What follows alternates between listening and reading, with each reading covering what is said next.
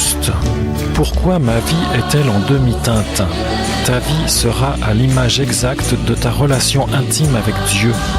1. Une vie bénie. Si tu auras recherché l'intimité et la présence du Seigneur, tu auras vécu proche de la lumière, Dieu, et ta vie sera lumineuse.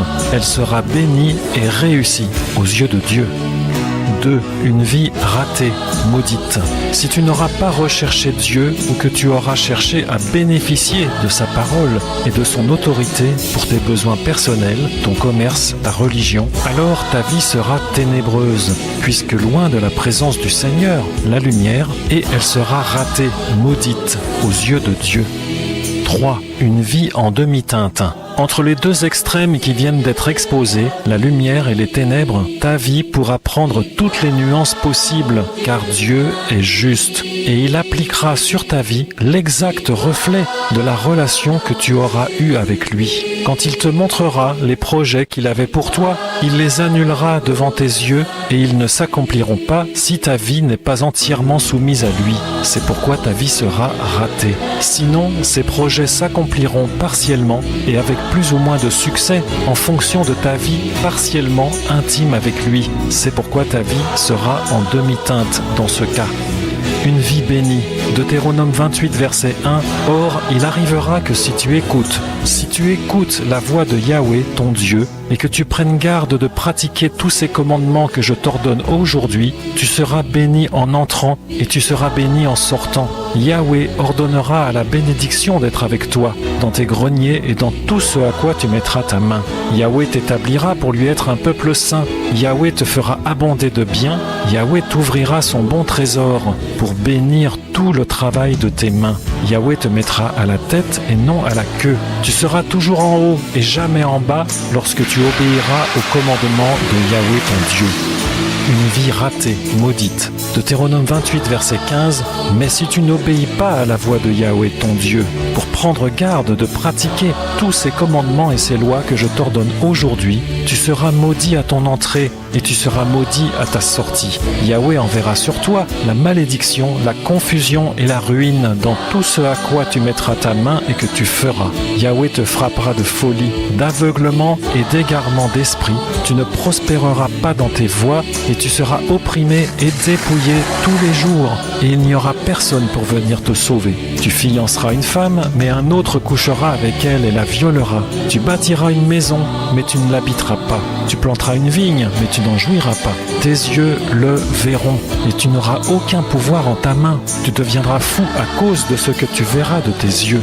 Yahweh te frappera d'un ulcère malin dont tu ne pourras guérir. Tu engendreras des fils et des filles, mais ils ne seront pas à toi, car ils iront en captivité. L'étranger qui sera au milieu de toi montera toujours plus au-dessus de toi, et toi tu descendras toujours plus bas. Il sera à la tête et tu seras à la queue. Toutes ces malédictions viendront sur toi, elles te poursuivront et t'atteindront parce que tu n'auras pas obéi à la voix de Yahweh ton Dieu pour garder ses commandements et ses lois qu'il t'a ordonnées. Conclusion. Proverbe 16, verset 3. Recommande tes affaires à Yahweh et tes projets seront bien ordonnés. La connaissance de Dieu, sa relation intime, est la seule source de vie. La méconnaissance de Dieu constitue une mort dès cette vie. Amen. À l'Éternel, la terre et ce qu'elle renferme, le monde et ceux qui l'habitent.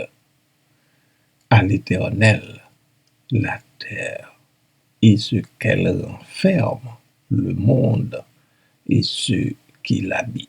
Psaume 24, verset 1er. Bien-aimé du Seigneur, bonjour, et c'est avec ce verset que je vous salue en cette matinée de lundi. Que le Seigneur, qui est le maître de la terre, daigne jeter un regard tout à fait particulier sur vous en cette première journée de dur boulot, de dur labeur. Que la paix de Dieu vous soit multipliée. Amen.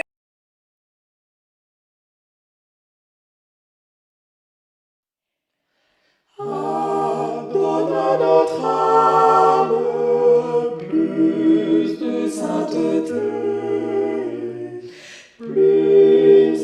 haute flamme de sérénité,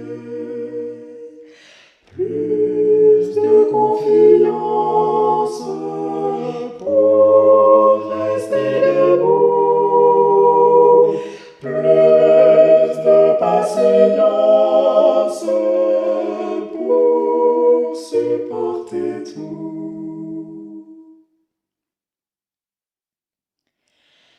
Fais qu'elle contemple sans cesse l'agneau, son parfait exemple, sa croix, son tombeau, sa grâce fidèle, son immense amour,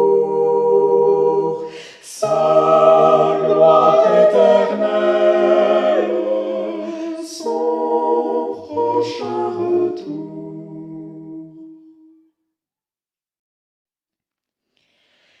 Jésus, à nos larmes, tu veux compatir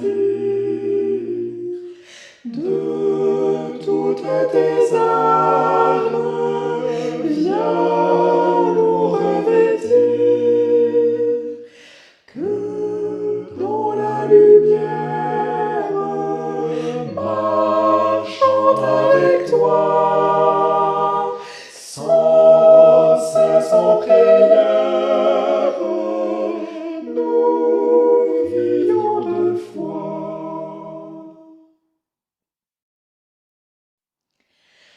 Forme à ton service les cœurs plus joyeux, prompt au sacrifice, toujours sous tes yeux, qui chante, qui tremble, rempli de ferveur, dès que tu ressembles au tien, cher Sauveur.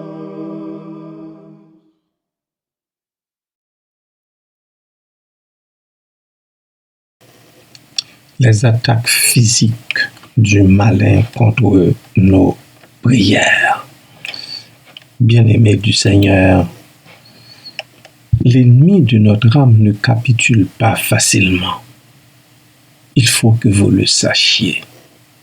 Si ces démons ne réussissent pas à nous convaincre de ne pas prier, il se charge lui-même de rendre nos moments de prière les plus difficiles possibles.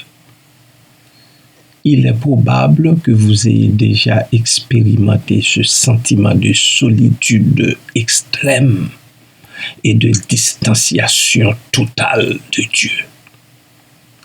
Bien souvent, ce sentiment accable un croyant qui prie. Il ne vient pas de nous, mais du malin. Il l'utilise souvent pour troubler et, quelquefois, pour ruiner la vie de prière des saints. Nul de nous n'est exempt. Il attaque même ceux-là qui sont en voie de maturation spirituelle. Il faut penser à lui résister dans ce domaine.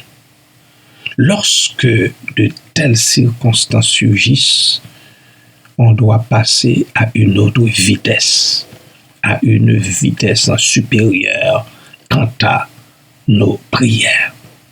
On peut, par exemple, se trouver un endroit pour prier à haute voix. Dans certains cas, il faut crier fort, encore plus fort. Citez des versets bibliques qui vous parlent de la présence immanquable de Dieu.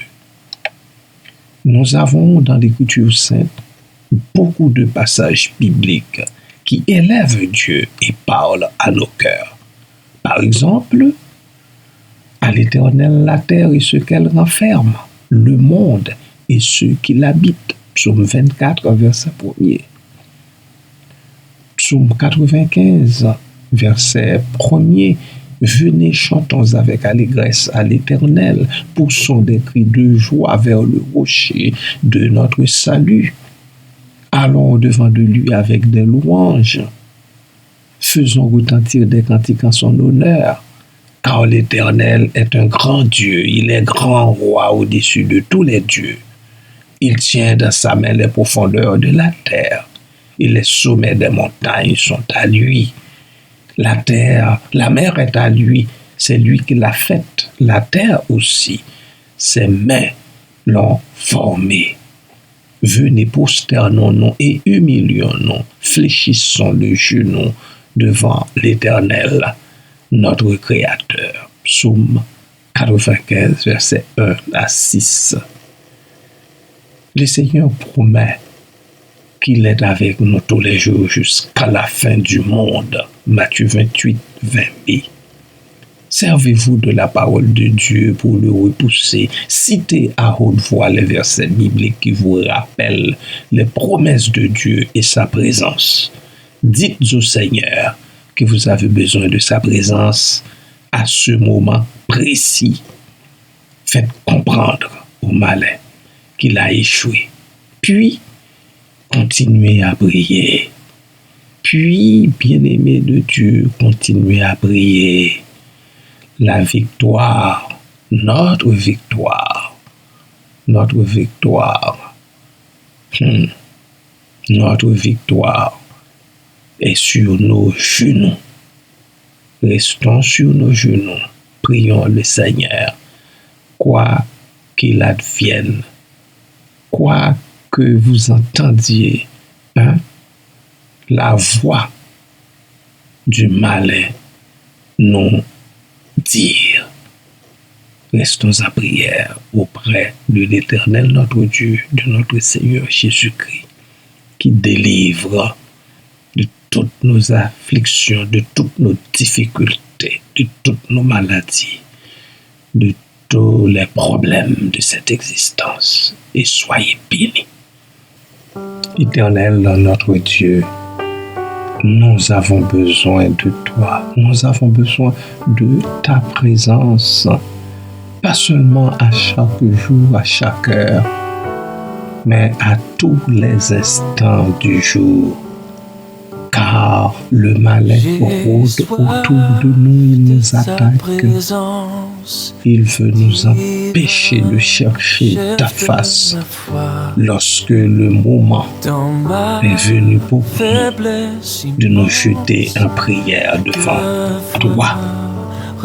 Papa, nous te prions dans le nom de Jésus de nous repousser de nous, de l'éloigner de nous, car l'ennemi dans l'ombre rôde autour de nous. Il cherche à nous faire trébucher, tomber.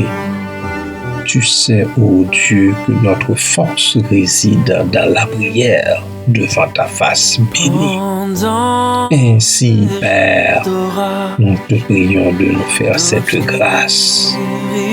Papa, que la relation se maintienne entre toi et nous. Que le malin ne vienne pas faire obstacle, ne vienne pas supposer un obstacle, ne vienne pas ériger un mur entre toi et nous. Fais-nous cette grâce, fais cette grâce à l'Église de Jésus-Christ. Fais cette grâce aux saints dans la foi. Merci Père, merci Papa. Merci Seigneur, merci pour ta présence. Merci pour ta présence, Jésus. Parce que ta présence, c'est la vie, c'est la paix dans la souffrance et la vie à jamais. Que les bien-aimés qui titubent encore, qui ne le comprennent pas, qui promènent des regards ailleurs, tout partout, qui ne savent pas jusqu'à quel point, enfin, tout simplement, ou s'accrocher, à quoi s'accrocher. C'est à toi qu'ils doivent s'accrocher pour être délivrés de toute entrave, de tout souci, de toute peur, de toute calamité, quelle que soit la forme de cette calamité. Que les bien-aimés le sachent et qu'ils restent greffés, attachés à toi. Merci Seigneur. La journée est devant nous. La semaine de dur labeur s'étend devant nous. Nous te prions, ô Dieu, de faire grâce à tes humbles serviteurs et servantes. Fortifie-les dans le combat, Seigneur, le combat de la foi, le combat de tous les jours. Merci, Père. Merci, Papa. Béni soit ton Saint-Nom. Élevé soit ton Saint-Nom. Magnifié, glorifié soit ton Saint-Nom à toujours et à perpétuité. Amen.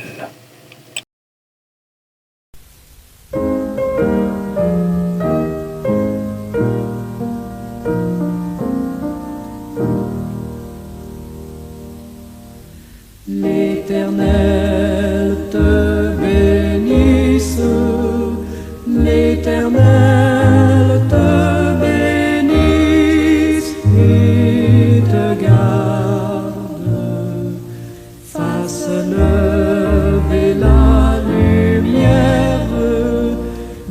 lumière de sa face